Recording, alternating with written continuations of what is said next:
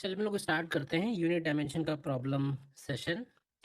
And first problem says velocity of water waves may depend on their wavelength lambda, density of water rho and acceleration due to gravity g. The method of dimensions gives the relation between these quantities as। ठीक है, तो इनके बीच में हमको relation find out करना है। तो देखिए इसमें हमको क्या क्या गिवन है। तो देखो हमको रिलेशन निकालना है। अच्छा, इसमें एक चीज़ और देख सकते हो, वी स्क्वायर है चारों तरफ, तो मतलब लेफ्ट हैंड साइड पे, तो हम लोग भी ऐसे ही एज्यूम कर लेते हैं कि let v square is proportional to lambda to the power x, density to the power y and acceleration due to gravity to the power z. दोनों तरफ डायमेंशंस लिखते हैं। डायमेंशनली ये बैलेंस होना चाहिए। तो L T minus one to the power two, lambda का dimension बनेगा एल, डेंसिटी का डायमेंशन होगा M L minus three to the power y, और ग्रेविटी का हो जाएगा L T minus two, acceleration है क्योंकि ये, तो यहाँ से ये बनेगा L two T minus two is equal to, तो ये एल की पावर आएगा x minus three y and plus z. ठीक है, और टी की पावर आएगा माइनस टू जेड। तो यहाँ से हमें एक चीज़ तो पता चली कि minus two z is equal to minus two. तो एक तरह से z का वैल्यू तो हमको मिल गया कि z का वैल्यू वन है, यानी g के पावर में वन है। तो g के पावर में वन इसमें भी है और इसमें भी है। ठीक है, सेकंड और थर्ड में। अब z की वैल्यू हम वन रख दें, तो आप ध्यान से देखो, x minus three y plus one is equal to two. तो यहाँ से x माइनस थ्री वाई की वैल्यू वन के इक्वल आ रही है। x माइनस थ्री वाई की वैल्यू वन के इक्वल आ रही है। तो अब इससे x और y अलग अलग तो पता नहीं चल रहा है, बट हम लोग अब चेक कर सकते हैं ऑप्शन वाइज। देखो क्योंकि आंसर तो हमारे सामने ही है ना, तो जैसे अगर हम सेकंड वाला ऑप्शन चेक करेंगे, तो सेकंड वाले ऑप्शन में x की वैल्यू वन है, y की वैल्यू ज़ीरो है और z की वैल्यू वन है। और थर्ड ऑप्शन में x भी वन है, y भी वन है और z की वैल्यू भी वन है। तो देखो x वन और y वन, तो इस इक्वेशन के सॉल्यूशन नहीं बनेंगे। इस इक्वेशन का सॉल्यूशन यही बन सकता है कि x की वैल्यू वन हो और y की वैल्यू ज़ीरो हो। तो ये सेकंड वाला ऑप्शन हम लोग सेलेक्ट करेंगे। ठीक है,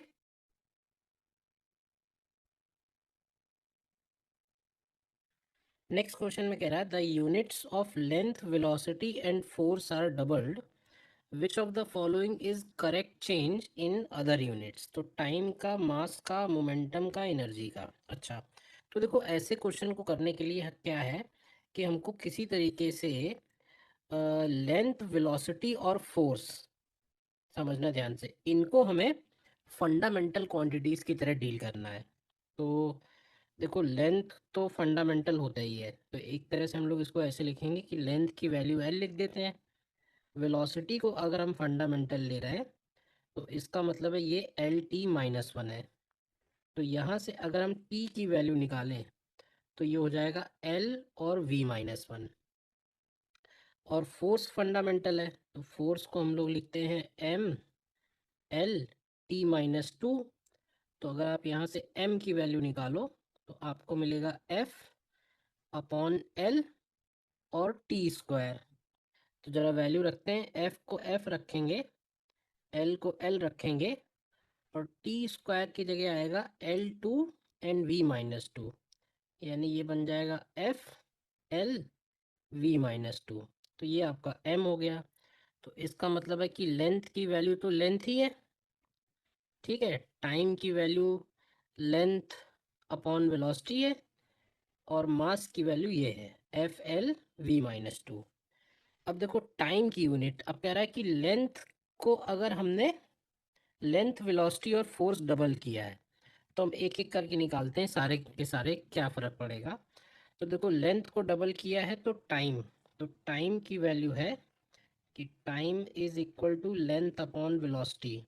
तो अगर हमने लेंथ को भी 2 टाइम्स किया है, वेलोसिटी को भी 2 टाइम्स किया है, इसका मतलब है कि जो टाइम है वो सेम रहने वाला है। ठीक है। इसके बाद आते हैं मास। मास की वैल्यू है F into L upon v square. ठीक है। तो हमने एफ को भी डबल किया है, हमने लेंथ को भी डबल किया है और हमने वेलोसिटी को भी डबल किया है, तो ये भी 4 हो गया। तो इसका मतलब है कि मास भी सेम रहने वाला है।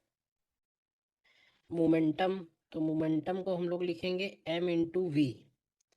ठीक है। तो m की वैल्यू है F L upon v square और इंटू वी। तो ये आएगा एफ एल अपॉन वी के इक्वल। तो देखो, फोर्स भी डबल है, लेंथ भी डबल है और वेलोसिटी भी डबल है। इसका मतलब है कि ये क्वांटिटी हमारी 2 टाइम्स हो जाएगी, क्योंकि न्यूमरेटर 4 हो जा रहा है। ठीक है। और अगर हम एनर्जी भी चेक कर लें, मतलब आंसर तो हमें मिल ही गया थर्ड वाला, अगर हम लोग एनर्जी भी चेक कर लें तो एनर्जी बनेगा, एनर्जी को लिख दो फोर्स इंटू लेंथ, नहीं वर्कडन वाला, फोर्स इंटू लेंथ आएगा। तो ये भी डबल हो रहा है और ये भी डबल हो रहा है, तो इसका मतलब है कि एनर्जी 4 टाइम्स हो रही है। तो हमारा ये थर्ड वाला ऑप्शन इसमें करेक्ट आया है।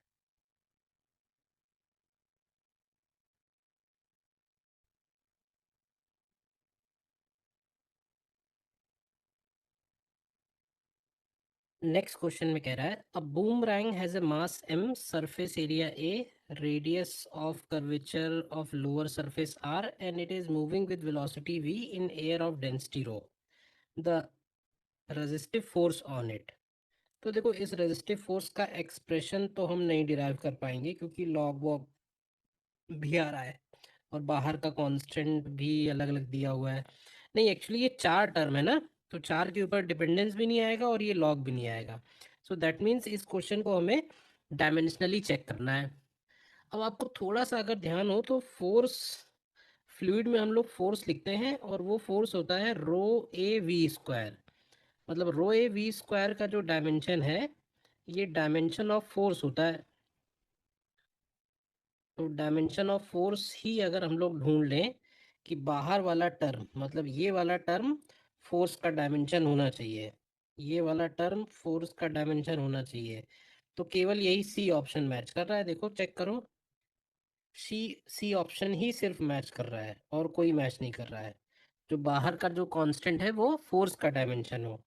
और इसके अंदर जो लिखा हुआ है उसको भी चेक कर लेते हैं कि rho A R upon pi M dimensionless है या नहीं है बस। तो रो की जगह हो जाएगा ml-3, ए की जगह एल स्क्वायर, आर की जगह एल और एम की जगह एम। तो ठीक बात तो है, तो ये भी m0l0 आ रहा है।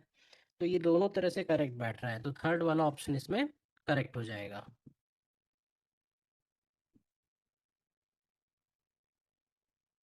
नेक्स्ट क्वेश्चन में कह रहा है, if A is amplitude, T is time, y is displacement, c is speed of wave, t time period, then on the basis of dimensional analysis which of the following expression is correct। तो देखो, sign और cos के अंदर dimensionless quantity आनी चाहिए, तो c into T dimensionless नहीं है। क्यों भाई, c इंटू टी डायमेंशनलेस नहीं है, क्योंकि c आपका है Lt-1 और t है t, यानी ये l का डायमेंशन है। लेकिन अगर हम सी टी अपॉन ए देखें, सी टी अपॉन ए, तो ये आपका डायमेंशनलेस आ जाएगा। तो C T upon A is permissible, तो C T is not permissible. ठीक है। अब हमें एक चीज़ और चेक करनी है, मतलब ये वाला टर्म तो परमिसिबल हो गया, तो ये ऑप्शन डेफिनेटली गलत हो गया, ये ऑप्शन डेफिनेटली गलत हो गया, और यहाँ भी सी टी अपॉन ए आ रहा है, तो ये भी परमिसिबल है। अब एक चीज़ और देखनी है कि y का डायमेंशन इस 80/t के डायमेंशन के इक्वल है, और y का डायमेंशन इस 80/t के a/t के डायमेंशन के इक्वल नहीं है। अरे क्योंकि a t अपॉन टी का डायमेंशन ए का डायमेंशन ही बनेगा, टी अपॉन टी तो कैंसिल हो गया ना, यानी एल, और वाई का डायमेंशन भी तो एल का ही डायमेंशन है। तो इस हिसाब से फिर सेकंड वाला ऑप्शन करेक्ट आएगा। थर्ड ऑप्शन में ये वाला पॉइंट गड़बड़ कर जाएगा, ए बाई टी वाला।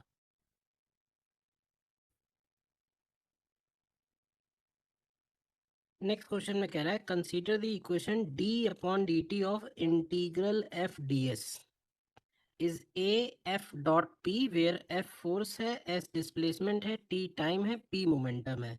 The dimensional formula of A will be. तो देखो डी अपॉन डी टी, तो आप ये समझिए कि जब हम लोग लिखते हैं ना D upon d t of something, और उस समथिंग में लगा हुआ है integral F dot D S, तो देखो अगर मुझे इसका डायमेंशन लिखना पड़ेगा ना इस पूरे का, तो हम लोग सबसे पहले ऊपर एफ और डी एस का डायमेंशन लिखेंगे। तो एफ और डी एस यानी एनर्जी बन जाएगा, तो ये हो जाएगा M L two T minus two, और अपॉन में डी टी का डायमेंशन आएगा सिर्फ, यानी टाइम का डायमेंशन। तो ये वैल्यू बनेगी M L two T minus one. ठीक है ना, क्योंकि डी बाई डी टी का मतलब होता है पर सेकेंड, मतलब rate of change of this quantity पर सेकेंड, और इंटीग्रल से कोई मतलब नहीं होता है, एफ इंटू एस का प्रोडक्ट होता है ये। ठीक, अब आ जाते हैं राइट हैंड साइड पे। राइट हैंड साइड पे ए का डायमेंशन हमें निकालना है, एफ इंटू पी का डायमेंशन हम लोग लिख लेते हैं। तो ए का डायमेंशन अननोन है, एफ का डायमेंशन हम लोग लिखेंगे M L T minus two, और पी यानी कि मोमेंटम, तो ये हो जाएगा एल टी माइनस वन। तो ये टोटल मिल के आएगा ए, और ब्रैकेट में बचेगा एम, नहीं मोमेंटम में भी तो M L T minus one होगा, एक सेकेंड, मोमेंटम होगा M L T minus one. तो ये आ जाएगा ए, और ब्रैकेट में आएगा एम स्क्वायर एल स्क्वायर और टी माइनस थ्री। तो अब हम इन दोनों को इक्वल कर देते हैं। तो ए का डायमेंशन मिलेगा M L two T minus one and divided by M square L square T minus three. तो ये m का माइनस वन आ रहा है, m का माइनस वन आ रहा है। अच्छा यहाँ भी t का माइनस थ्री है, एक सेकंड मैंने कैलकुलेशन मिस्टेक की, यहाँ भी t माइनस थ्री है। तो ये t माइनस थ्री है, तो l का ज़ीरो आ रहा है और t का भी ज़ीरो आ रहा है। तो ये थर्ड वाला ऑप्शन इसमें करेक्ट आ रहा है, देख लीजिए। ठीक है ना, मेनली इसमें दो पॉइंट है जिसमें आपको डाउट हो सकता है, कि जैसे इंटीग्रल y dx लिखा हुआ है, तो इसका डायमेंशन होगा सिंपली इक्वल टू y का डायमेंशन और x का डायमेंशन। और अगर d y upon d x लिखा हुआ है, इसको मैंने ऐसे लिखा है d upon d x of y, तो अगर मुझे इसका डायमेंशन लिखना है, इसका डायमेंशन लिखना है, तो इसका डायमेंशन हो जाएगा वाई का डायमेंशन अपॉन एक्स का डायमेंशन। ये पॉइंट आप दिमाग में रख सकते हो अगर आपको मालूम नहीं था तो। ठीक है,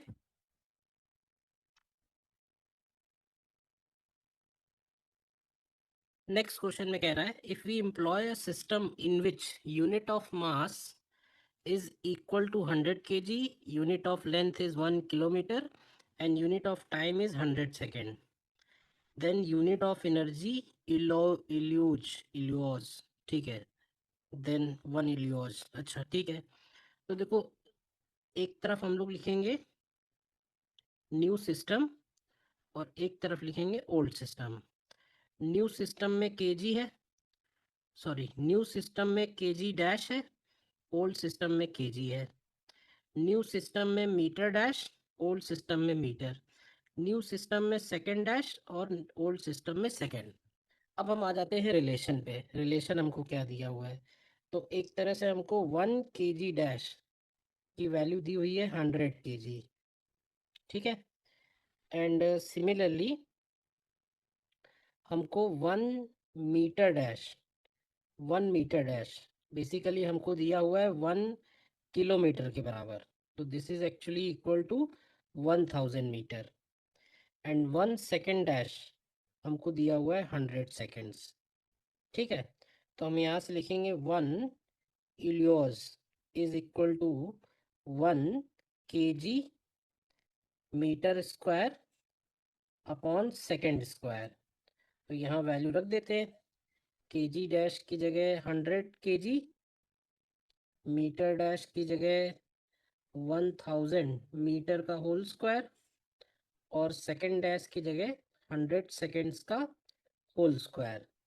तो ये देखिए कितने 10 आ रहे हैं। तो ये 10 की पावर है 2, 10 की पावर है 6, और नीचे है 10 की पावर 4। तो ये 10 की पावर 4 जूल्स के इक्वल आ रहा है। तो ये हमारा फर्स्ट वाला ऑप्शन इसमें करेक्ट हो जाएगा।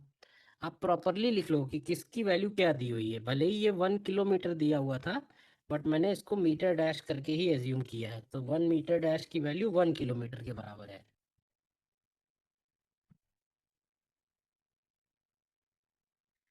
Alpha upon T square is equal to F into v plus beta upon x square. Find the dimensional formula for alpha upon beta, जिसमें टी टाइम है, एफ फोर्स है, वी वेलोसिटी है और x distance है। ठीक है, तो देखो जब भी हम लोग कोई रिलेशन लिखते हैं, जैसे कि alpha upon T square is F into v plus beta upon x square, तो प्रिंसिपल ऑफ होमोजेनिटी बोलता है कि अल्फा अपॉन टी स्क्वायर का डायमेंशन इक्वल होगा एफ इंटू वी के डायमेंशन के, and similarly beta upon x square का dimension भी इक्वल होगा एफ इंटू वी के। ठीक है, क्यों भाई, या हम इसको थोड़ा और अलग तरीके से कर लेते हैं। Alpha upon T square F into v के इक्वल है, एंड ये इक्वल है बीटा अपॉन एक्स स्क्वायर के। तो हम क्या कर सकते हैं, फर्स्ट और थर्ड टर्म को आप एक साथ करो, तो कैन आई राइट कि अल्फा अपॉन बीटा का डायमेंशन इक्वल होगा T square upon x square के। तो ये हमारा सीधे सीधे L-2 T2 आ जाएगा। L-2 T2 यानी सेकंड वाला ऑप्शन करेक्ट है। एफ को इन्वॉल्व करने की ज़रूरत ही नहीं है। ये मुझे तब क्लिक हुआ जब मैंने देखा कि निकालना क्या है, अल्फ़ा अपॉन बीटा निकालना है। अल्फ़ा ऊपर था, बीटा ऊपर था, तो मैं अल्फ़ा अपॉन बीटा नीचे ले आया, ठीक उधर भेज दिया, क्रॉस मल्टीप्लाई कर दिया।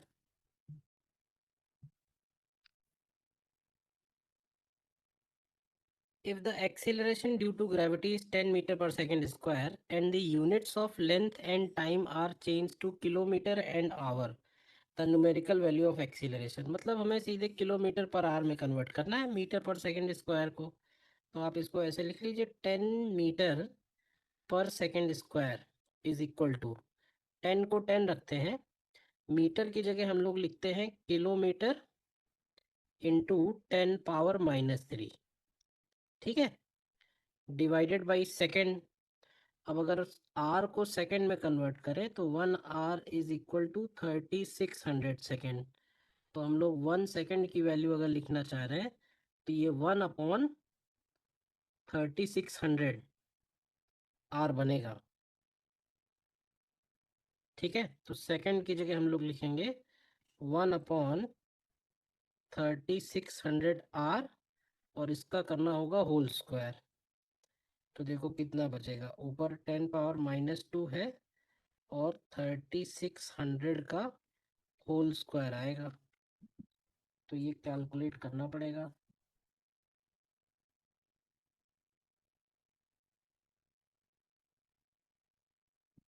3600 स्क्वायर इंटू 10 पावर -2, तो ये आ रहा है 12960। ये आ रहा है 12960 किलोमीटर पर आर स्क्वायर। ठीक है ना, यूनिट कन्वर्जन में सीधे सीधे उस यूनिट को रिप्लेस कर दो जिस भी यूनिट में आप ले जाना चाहते हो। A gas bubble from an explosion underwater oscillates with a period t proportional to p a dB EC। p pressure है, d डेंसिटी है, e टोटल एनर्जी है। वैल्यू निकालनी मतलब ए बी सी हमको निकालना है, एक तरह से ए बी सी। तो देखो time period is proportional to p to the power a, d to the power b and e to the power c। तो हम लोग इसको लिख सकते हैं, टाइम पीरियड प्रेशर की जगह लिखेंगे m, L-1 T-2। ध्यान से देखिएगा, डेंसिटी की जगह हम लोग लिखेंगे Ml-3 पावर B, और एनर्जी की जगह लिखेंगे Ml2 T-2 पावर C। तो अगर हम यहाँ पे दोनों तरफ कंपेयर करने के लिए एक साथ करें, तो m की पावर में आ रहा है a plus b plus c, l की पावर में आ रहा है -a -3b एंड +2c, और t की पावर में आ रहा है -2a -2c, और लेफ्ट हैंड साइड पे है m0 l0 t पावर 1। तो ये काम बस थोड़ा बड़ा हो गया कि आपके पास इक्वेशन 3 आ गई हैं। तो -a -3b +2c equal to 0 and -a -2c is also equal to 0। तो मैं इसको सॉल्व कर लेता हूँ जरा, क्या आता है।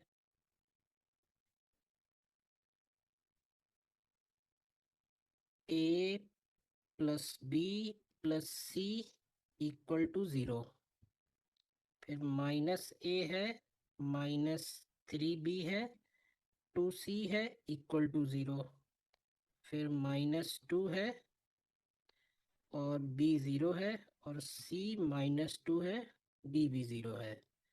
तो यहाँ से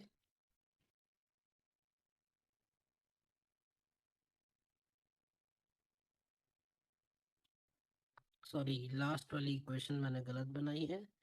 लास्ट वाली इक्वेशन में यहाँ 1 है।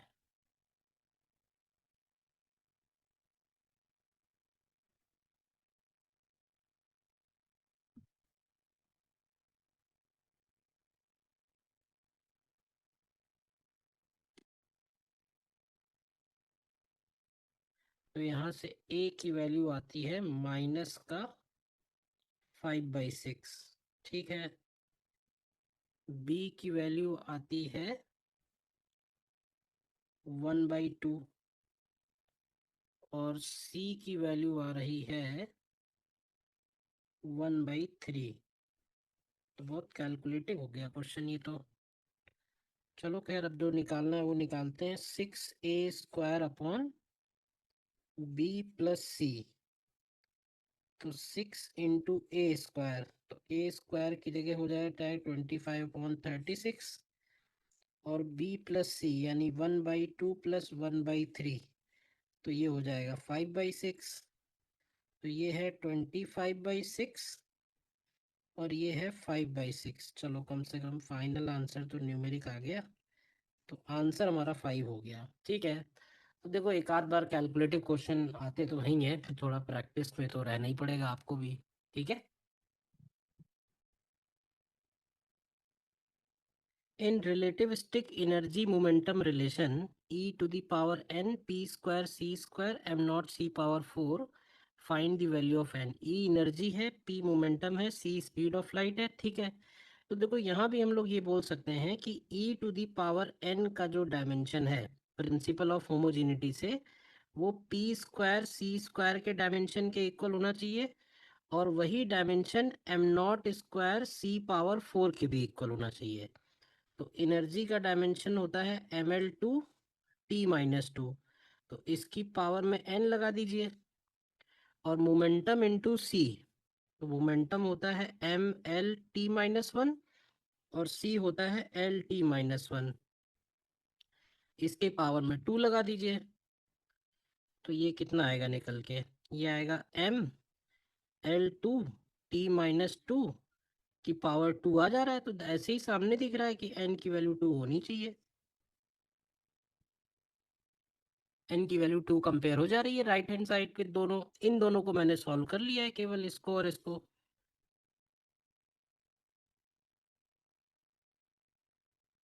In a system called the star system, we have 1 star kilogram 10 to the power 20 kg, 1 star meter 10 to the power 8 meter, 1 star second 10 to the power 3 second. Then the value of 1 watt in this system बताना है।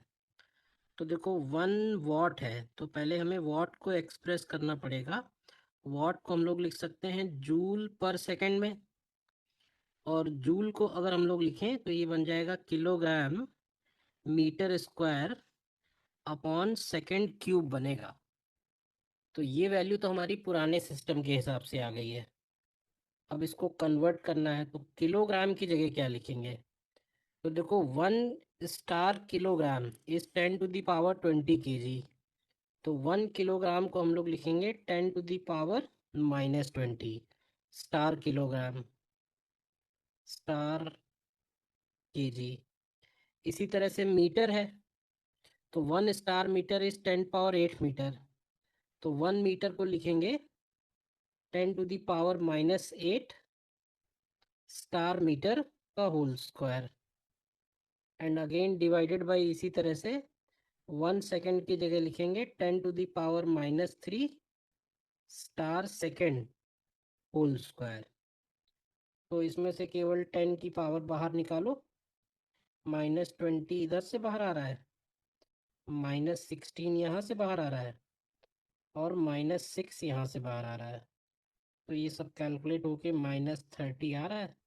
तो इसी को हम लोग star what बोल देंगे। तो यहाँ से n का वैल्यू 30 के इक्वल आता है। ठीक है।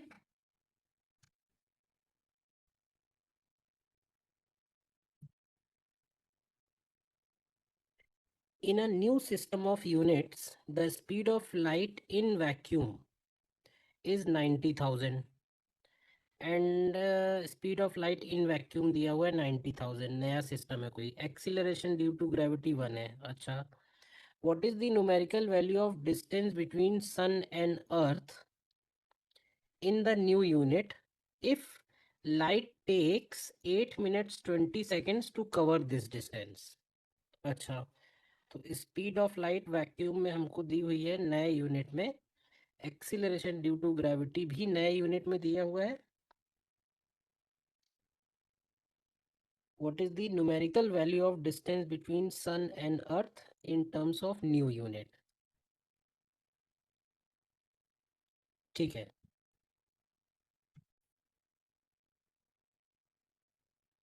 देखो हम लोग इसको इस तरह से सोचते हैं कि स्पीड ऑफ लाइट नॉर्मली क्या होती है। तो नॉर्मली स्पीड ऑफ लाइट होती है 3 × 10 पावर 8 मीटर पर सेकेंड। ठीक है। और ये वैल्यू हमको दी हुई है नए यूनिट में 90,000। यूनिट नहीं दिया हुआ है, इसको मैसे ही छोड़ देते हैं। Similarly acceleration due to gravity होता है 10 मीटर पर सेकेंड स्क्वायर और ये वैल्यू हमको 1 दिया हुआ है।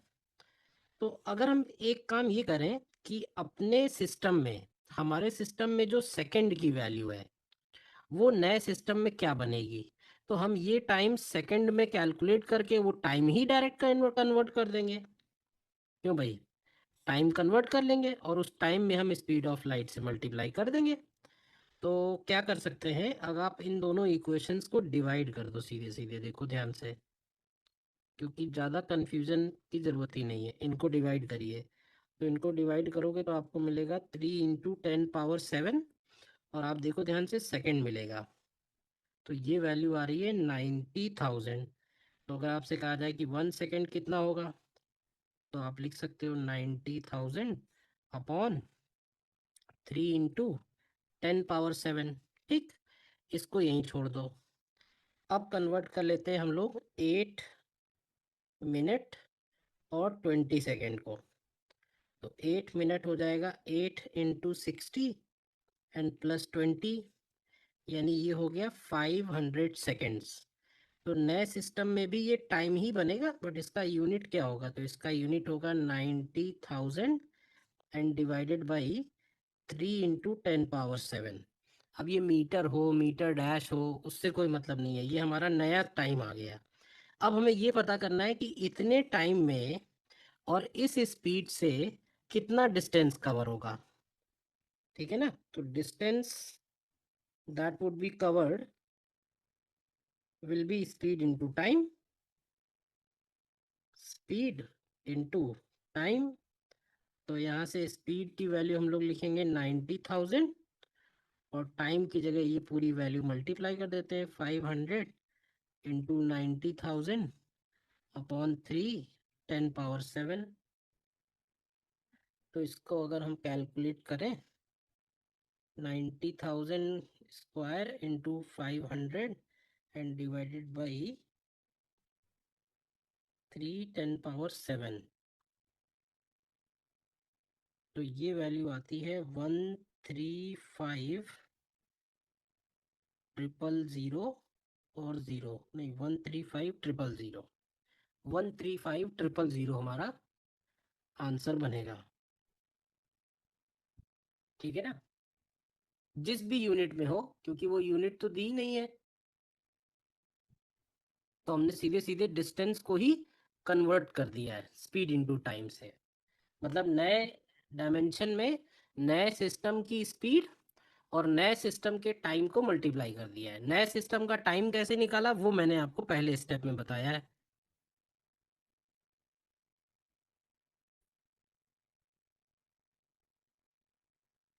नेक्स्ट क्वेश्चन में कह रहा है integral d x upon 1/a² plus x is equal to this this this, find the value of n. तो देखो a और x, मतलब 1/a और x का डायमेंशन सेम है।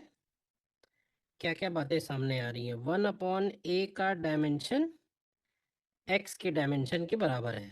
ठीक है ना, ये बात हम यहाँ से भी बोल सकते हैं, क्योंकि x into A should be dimensionless, tan inverse के अंदर आ रहा है ना। तो इसका मतलब ये हुआ कि अगर हम ये वाले टर्म का डायमेंशन लिखेंगे तो इसका डायमेंशन बनेगा, भाई ऊपर x का डायमेंशन आएगा और नीचे एक्स स्क्वायर का डायमेंशन आएगा। तो एक तरह से 1/x का डायमेंशन बनेगा। तो 1/x मतलब ये a का डायमेंशन बनेगा, और राइट हैंड साइड पे a पावर n है। तो अगर हम इसको a पावर n से कंपेयर करेंगे तो हमको n की वैल्यू 1 मिल जा रही है सीधे सीधे। दोनों तरफ के डायमेंशन सेम किए हैं और कुछ करने नहीं है, दोनों साइड्स के डायमेंशंस सेम किए हैं, इक्वल।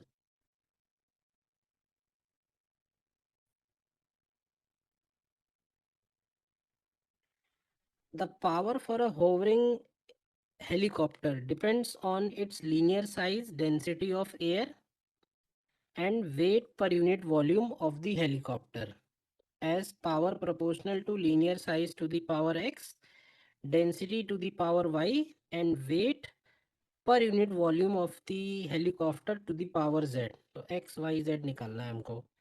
तो देखो हम इसको ऐसे लिखते हैं, power is directly proportional to, तो लीनियर साइज को हम लोग l लिखेंगे, तो l to the power x। Density of air को लिखेंगे ml-3 पावर y, और वेट पर यूनिट वॉल्यूम, तो वेट का मतलब होता है फोर्स, और पर यूनिट वॉल्यूम मतलब अपॉन एल क्यूब, तो वेट पर यूनिट वॉल्यूम है ये। ठीक है, टू दी पावर z, तो पावर का डायमेंशन होता है ml/t-3, ये इक्वल आएगा। अब ध्यान से देखो, m की पावर आ रहा है y प्लस जेड, ठीक है, l की पावर आ रहा है x -3y और -2z, और t की पावर आ रहा है -2z। तो कंपेयर करें अगर, तो -2z इज -3, तो यहाँ से z की वैल्यू 3/2 बनी सबसे पहले, तो z की value 3/2। Then y plus z is equal to 1, तो y इज इक्वल टू 1 माइनस z, तो y की वैल्यू -1/2 बन रही है, तो y -1/2 हो गया। इसके बाद x -3y -2z is equal to 2, तो x की वैल्यू 2 प्लस 3y मतलब हो गया 3 इंटू -1/2, एंड प्लस 2z हो गया 3 इंटू 2 इंटू 3/2। कैलकुलेशन बहुत सारी है, ज़रा चेक कर लेना कहीं गड़बड़ ना हो। तो ये हो जाएगा 5 -3/2, तो ये हो गया 7/2। 5 - 3/2 इज 7/2, ठीक है। तो x का वैल्यू हो गया 7/2। तो हम ये सब उठा के रखते हैं, इसमें क्या मिलेगा, तो x की वैल्यू है यहाँ से 7/2, ठीक है। 2y की वैल्यू होगी -1 और z की वैल्यू है 3/2। तो यहाँ से ये 5 - 1 यानी 4 के इक्वल आ रहा है। दैट मीन्स ये हमारा आंसर बन जाएगा सीधा सीधा, ठीक है ना। डायमेंशन का है तो प्रोपोर्शनल लेके कंपैरिजन करना है।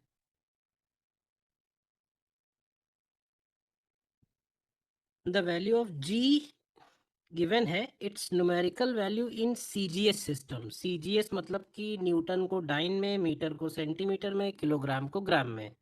तो देखो कन्वर्ट करने के लिए क्या करो, 6.67 10⁻11 न्यूटन है। तो न्यूटन में न्यूटन की जगह लिखिए 10⁵ डाइन्स, ठीक है। फिर आया मीटर स्क्वायर, तो मीटर स्क्वायर की जगह लिख दीजिए 100 सेंटीमीटर का स्क्वायर।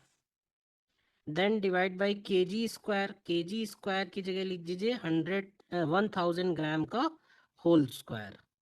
तो ये वैल्यू आप इसमें से देखो क्या क्या बाहर आ जा रहा है भाई। 10⁵ ऊपर से बाहर आया, 10⁴ एक बाहर आया, और डिनोमिनेटर से 10⁶ बाहर आया।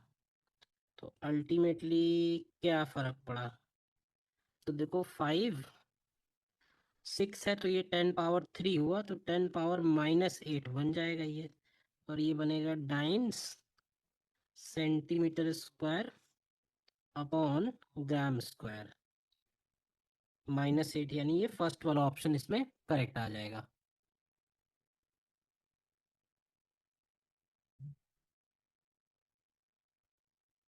नेक्स्ट क्वेश्चन में कह रहा है which pair of following quantities has dimensions different from each other, impulse and linear momentum. तो देखो इम्पल्स होता है change in linear momentum, impulse होता है फोर्स इनटू टाइम। तो फोर्स इनटू टाइम की डायमेंशन भी mlt-1 बनेगी, और लीनियर मोमेंटम होता है मास इनटू वेलोसिटी, ये भी mlt-1 बनेगी। तो यानी ये तो सही है। फिर कह रहा है Planck's constant and angular momentum. अच्छा, तो प्लैंक्स कांस्टेंट देखना पड़ेगा। प्लैंक्स कांस्टेंट का तो मैं निकालता हूँ एनर्जी इनटू टाइम से, एनर्जी इनटू टाइम। तो एनर्जी इनटू टाइम क्या बनेगा, तो ये बनेगा ml/t-1। और एंगुलर मोमेंटम को क्या लिखेंगे, एंगुलर मोमेंटम को लिखेंगे टॉर्क इनटू टाइम। तो ठीक है, सेम ही आएगा, दोनों का सेम होता है, ठीक है। मुझे नहीं याद था, ठीक है।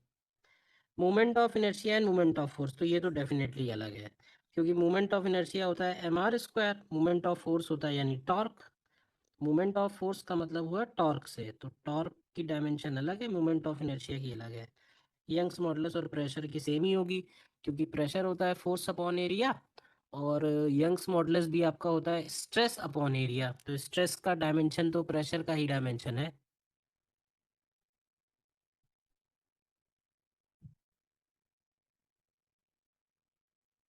Considering force F, velocity V, energy E as fundamental quantities, match the correct dimensions of following quantities.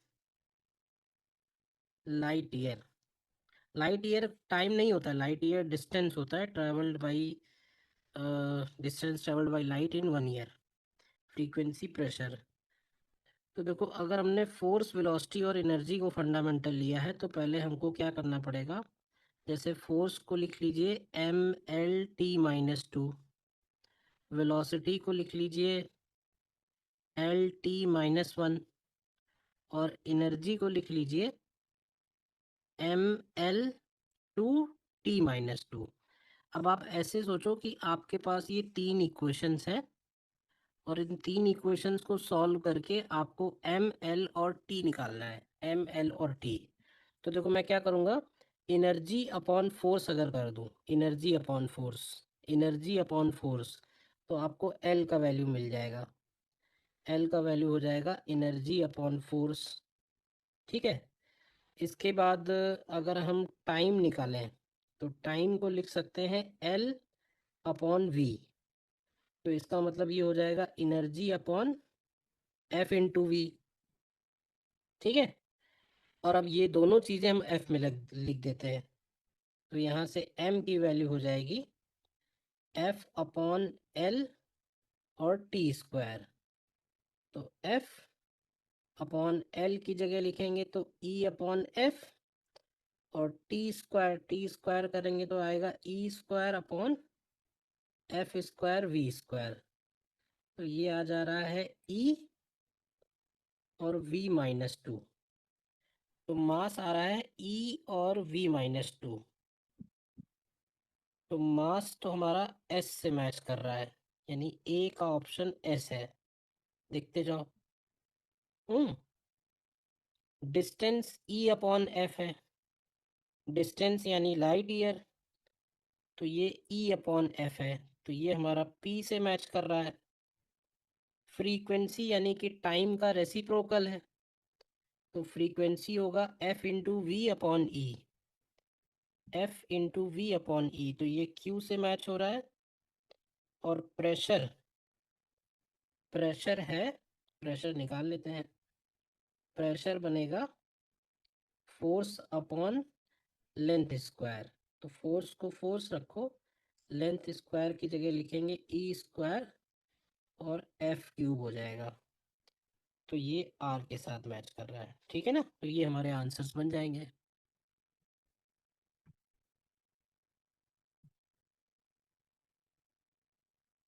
In a new system से ABG system of measurement, fundamental quantities length, mass and time are measured in alpha, beta, gamma.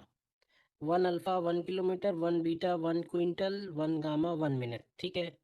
तो 1 unit of acceleration in ABG system. अच्छा, ABG का 1 कितना बनेगा? तो देखो 1 unit of acceleration, तो देखो 1 यूनिट ऑफ एक्सीलरेशन को हम लोग लिख देंगे 1 metre upon second dash square. ठीक है। मीटर और सेकेंड डैश हमारे न्यू सिस्टम के मीटर और सेकेंड है। तो मीटर की जगह क्या लिखना है? मीटर की जगह हमको लिखना है 1 किलोमीटर। 1 किलोमीटर, तो 1 किलोमीटर का मतलब हो गया 1000 मीटर्स अपॉन सेकेंड। सेकेंड यानी है 1 मिनट, 1 मिनट यानी 60 सेकेंड्स के बराबर है। तो यहाँ पे हम लिखेंगे 60 सेकेंड्स का होल स्क्वायर। तो यहाँ से देखो क्या मिलेगा, 1000 अपॉन 3600 SI यूनिट में बनेगा। तो 1000/36, तो ये 5/18 इंटू 10⁻0 इन SI यूनिट आ रहा है। 5/18 10⁻0। तो ए का ऑप्शन आर आ रहा है। चलो यही लिख देते हैं, ए का ऑप्शन आर आ रहा है। इसके बाद एनर्जी, तो एनर्जी होती है 1 kilogram metre square upon second square. तो kg metre dash square second dash square. तो 1 केजी की जगह क्या लिखेंगे, 100 kg है, तो 100 आ जाएगा। मीटर स्क्वायर की जगह हम लोगों को लिखना है 1000 का स्क्वायर, और सेकेंड डैश की जगह फिर से 3600 हो जाएगा। तो ये वैल्यू आएगा 10⁻5 इंटू 5/18। देखो ऐसा कोई ऑप्शन है मैच करने वाला? 5/18 10⁻5। हाँ, तो टी ऑप्शन दिख रहा है, तो इसका ऑप्शन टी सही हो जाएगा। इसके बाद प्रेशर की बात कर रहा है, तो प्रेशर को हम लोग लिखेंगे kilogram upon metre second square. तो KG dash metre dash second dash square. तो केजी की जगह हम लोग लिख देंगे 100, मीटर की जगह आ जाएगा 1000, और इसकी जगह हो जाएगा 3600। 3600, तो यहाँ से वैल्यू आ जाएगी 5/18 और 10⁻⁻4 बचेगा। तो ये ऑप्शन पी वाला आ रहा है। एंड 1 यूनिट ऑफ वर्क, तो वर्क तो और वो सेम ही आएगा ना भाई। 1 यूनिट ऑफ काइनेटिक एनर्जी और 1 यूनिट ऑफ वर्क, तो एक ही बात हो गई। तो इसका ऑप्शन भी टी वाला सही हो जाएगा। ठीक है, तो मल्टी मैचिंग नहीं है, इसी तरह का मैचिंग है। तो डायमेंशन में तो देखो इसी टाइप के क्वेश्चन है, आप इन्हीं की प्रैक्टिस कर लो, that that is all sufficient.